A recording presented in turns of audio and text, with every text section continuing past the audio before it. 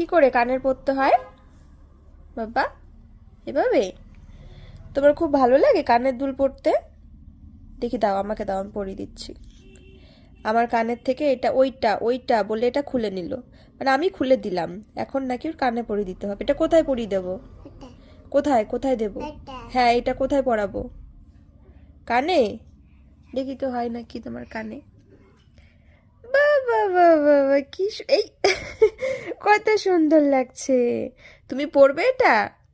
তাহলে তো কান ফুটো করতে হবে, ইঞ্জেকশন দেবে, তোমার ব্যথা লাগবে না? আমার মেয়ের কানের দুল পরার ভীষণ ইচ্ছা, খুব শখ। দেখি মা, দেখি পরিদি পরিদি। ওয়াও, কি মিষ্টি। এই জিনিসটা আমারও ছোটবেলায় খুব ছিল। সব থেকে বেশি প্রিয় গহনা কানের দুল ছিল। কান ফোটানোর আগে আমার এক কৌটো কানের দুল কেনা হয়ে গেছিল ছোটবেলায়।